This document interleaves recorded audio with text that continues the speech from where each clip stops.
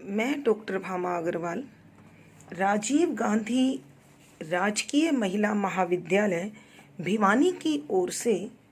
हिंदी की इस कक्षा में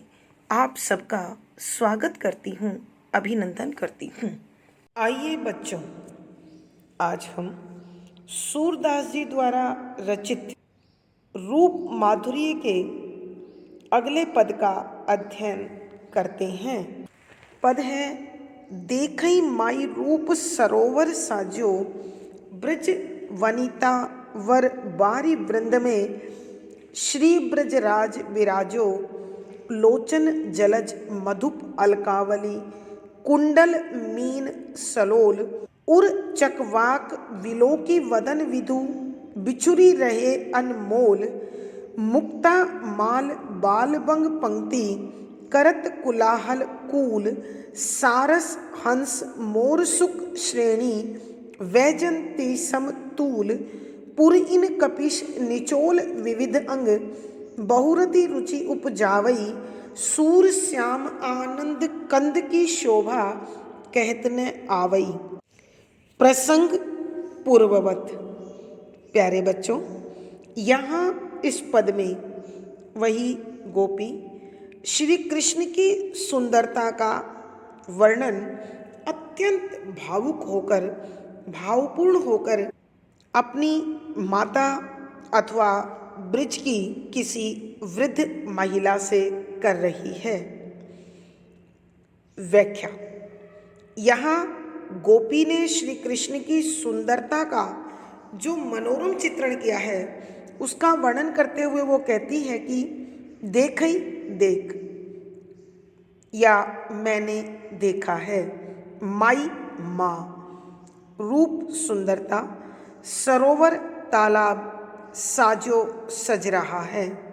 कि हे माँ, ऐसा लगता है कि गोकुल में तो सुंदरता का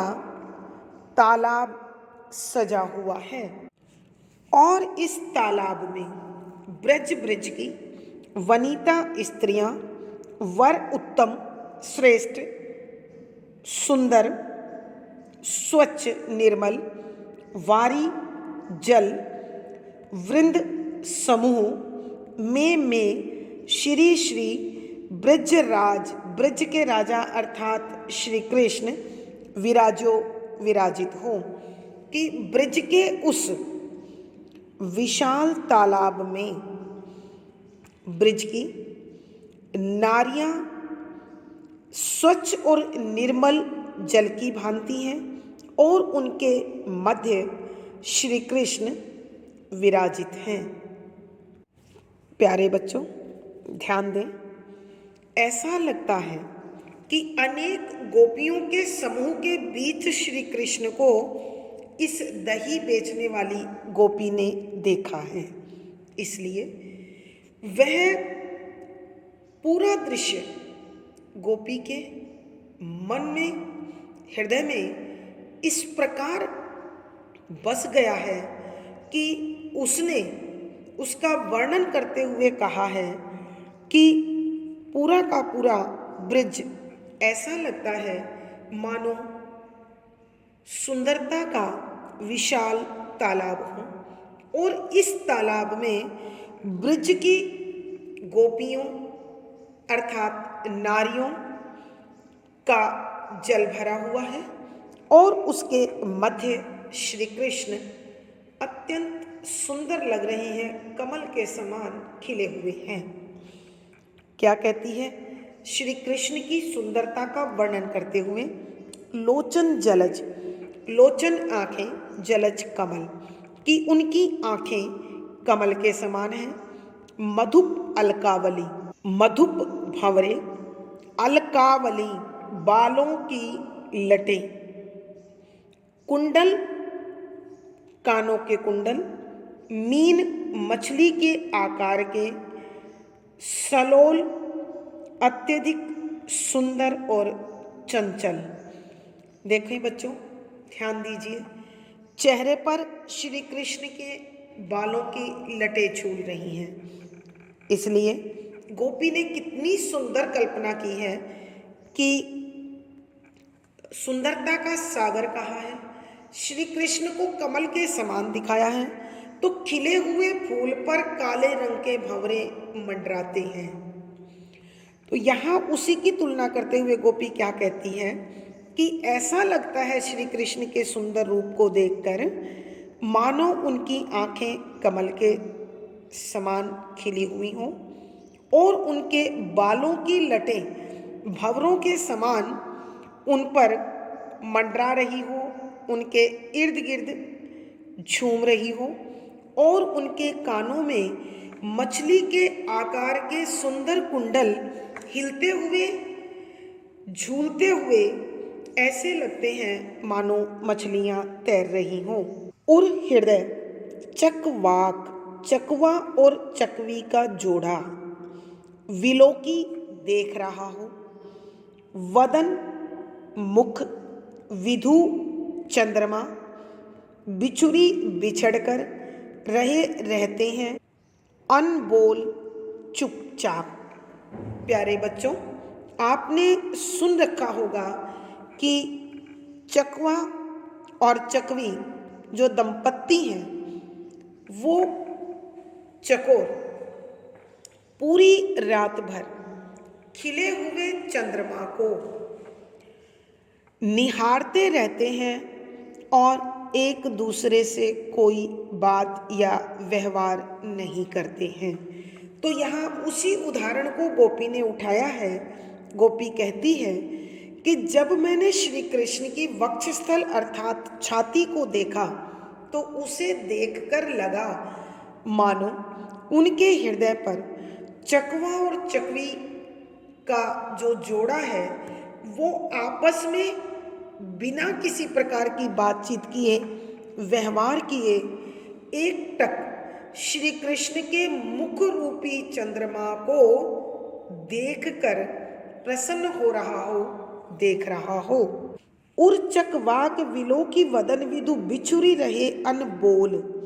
की गोपी कहती है कि जब मैंने श्री कृष्ण के हृदय पर या हृदय के दृश्य को देखा तो ऐसा लगा मानो वहां उपस्थित चकवा चकवी का जोड़ा श्री कृष्ण के चेहरे रूपी चंद्रमा को एकटक देख रहा हो और आपस में वो कोई बातचीत न कर रही हूं। प्यारे बच्चों, आपने अनेकों बार ये प्रसंग सुना होगा कि चकोर पक्षी लगातार खिले हुए चंद्रमा को रात भर देखता रहता है और उसका साथी उसके बिना अकेला उदास बैठा रहता है। तो यहाँ भी गोपी ने उसका बड़ा सुंदर प्रयोग किया है। मुक्ता माल बालपंग पंक्ति कि श्री कृष्ण के गले में जो सच्चे मोतियों की माला है उसे देखकर ऐसा लगता है मानो बगुलों के बच्चे, बाल बच्चे, बग बगुले, पंक्ति पंक्ति की बालक बगुलों की पंक्ति वहाँ उपस्थित हो जो करत कर रही है कुलाहल शोर कूल किनारे पर। करत कुलाहल शोर, करत कुलाहल कूल, करत कर रही हो कुलाहल शोर कूल किनारे पर कि ऐसा लगता है मानो श्री कृष्ण के गले में जो सच्चे मोतियों की माला है वह बगुलों के बच्चों की पंक्ति के समान प्रतीत हो रही है जो उस तालाब के किनारे पर शोर करते हुए खेल रहे हैं। सारस हंस मोक्षुक श्रेणी वैजंती समतूल कि श्री कृष्ण के गले में जो वैजंती फूलों की माला है उन्हें देखकर ऐसा लगता है मानो सारस सारस, हंस हंस नामक पक्षी, मोर मोर, सुक तोता श्रेणी क्रमबद्ध चल रही हूँ गोपी कहती है कि श्री कृष्ण के गले में जो विभिन्न रंगों के वन के फूलों वाली वैजंती माला है, उसके लिए मुझे सम के समान तुलना महसूस होती है, मानो वहाँ सारस, हंस, मोर, तोते आदि पंक्ति के रूप में खेल रहे हों, आनंद ले रहे हों। पुरीन कपिस निचोल विविध अंग बहुरति रुचि उपजावे। पुरीन कमल के फूल की पंखुड़ियाँ, कपिस रेशमी वस्त्र, निचोल गले में डालने वाला वस्त्र, विविध अनेक प्रकार से अंग शरीर बहु अनेक रति प्रेम सुंदरता रुचि उपजावई या दिलचस्पी या आकर्षक उपजावई पैदा करता है कि श्री कृष्ण के गले में जो रेशमी वस्त्र है उसे देखकर ऐसा लगता है कि कमल के फूलों की पंखुड़ियों के समान वह कोमल रेशमी वस्त्र उनके शरीर के विभिन्न भागों को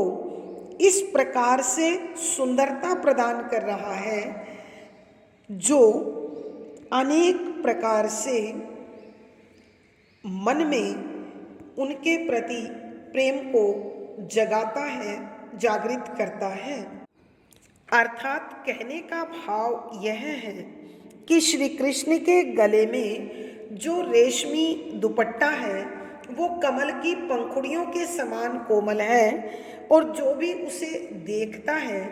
वह श्री कृष्ण के रंग में रंग जाता है, उस पर मोहित हो जाता है। सूर श्याम आनंद कंद की शोभा कहत न आवे। सूर सूरदासी कहते हैं श्याम श्री कृष्ण आनंद कंद, आनंद का खजाना की शोभा सुंदरता कहत कहते हुए ना नहीं आवई, वश में आती है, काबू में आती है। कि सूरदासी कहते हैं कि मेरे स्वामी जो सुंदरता और खुशी का खजाना है, श्री कृष्ण की सुंदरता का वर्णन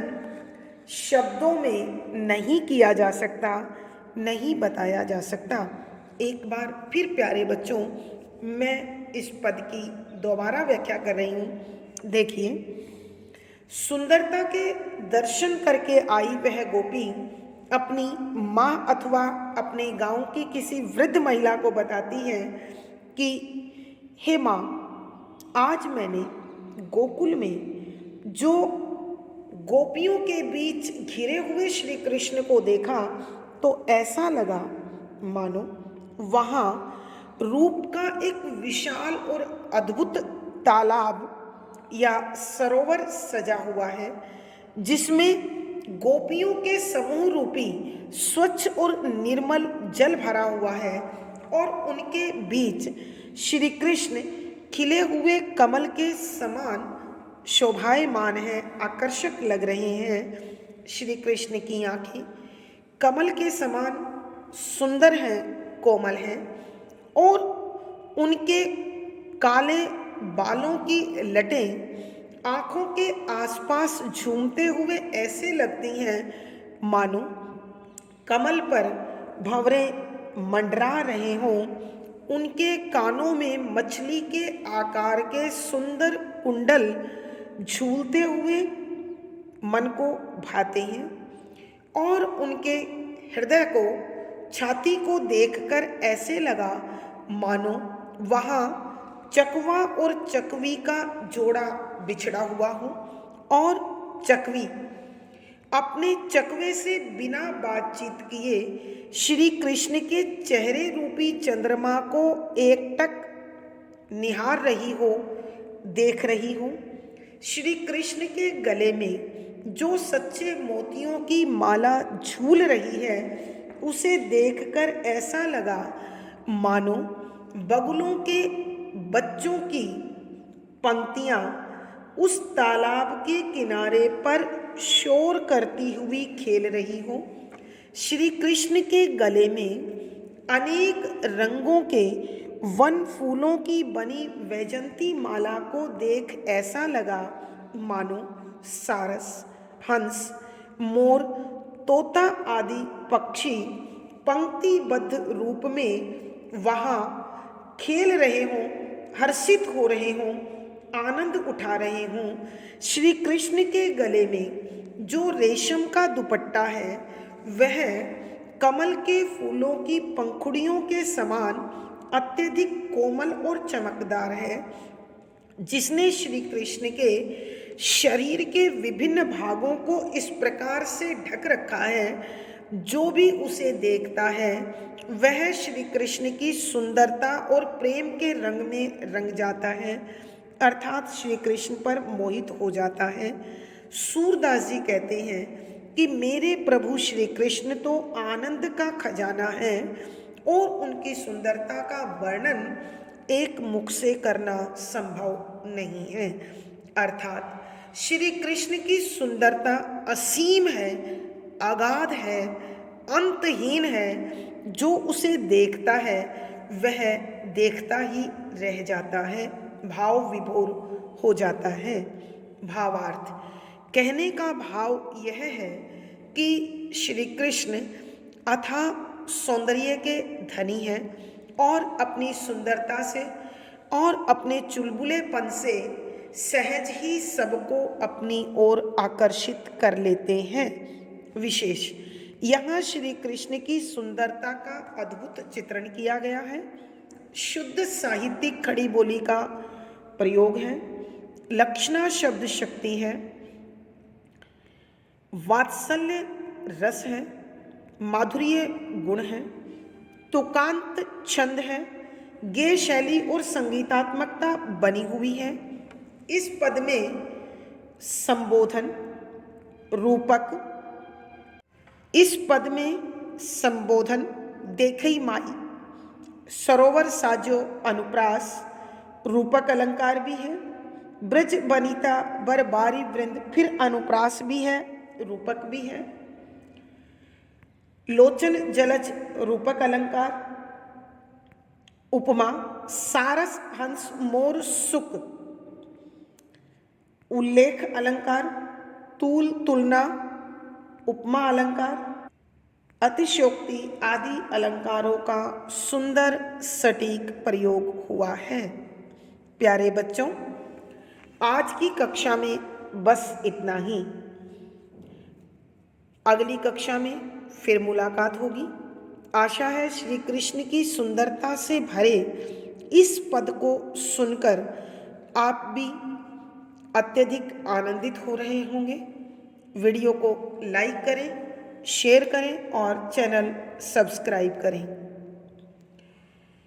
पिछली वीडियो का लिंक आपको यहाँ मिल जाएगा। आपका दिन और जीवन मंगलमय हो, इसी शुभकामना के साथ धन्यवाद, आभार।